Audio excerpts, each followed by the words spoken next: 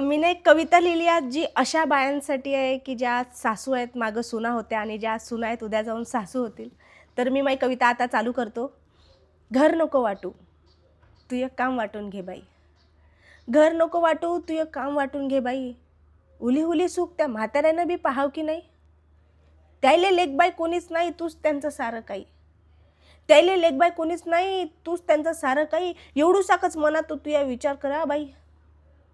अहो त्याईनंच तुझ्या नवऱ्याला लायण्याचं मोठं केलं, शिकवलं, सवरलं आणि त्यानंतर राजा बनवून तुझ्या हवाली केलं.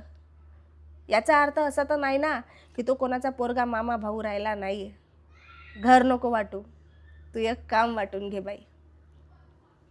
अहो घरातलं घर पण टिकवणं बी आपल्याच हाती, नवऱ्याचं मन जपणं बी आपल्याच हाती, या घरातलेले काढून फेकणं बी आपल्याच हाती. मग आपणच ठरवायचं असतं की आपल्याला आपल्या घरात महाभारत घडवायचं आहे की नाही. घर नको वाटू, तू एक काम वाटून घे बाई. तू मनानं चांगली आहे, मला माहीत आहे. तूनं कधीच कोणाला दुखवलं नाही, हे बी मला माहीत आहे. मग मिळू दे ना तुझ्या नवऱ्याला आईबाप, राहू दे ना तुझ्या लेकरासाठी गणगोत पूर्ण घरात. लोक आपल्याला बैकवतात याचंच भान तुला ठेवा लागीन. हेच लोक आपल्याला बैकवतात बरं, याचं भान तुला ठेवा लागीन. काऊन की याच घरात नाही तुले सून, सासू आणि आजी व्हा लागीन. कुत्रा आपल्याला डसलं की आपण त्याला डसत नाही. कुत्रा आपल्याला डसलं की आपण त्याला डसत नाही.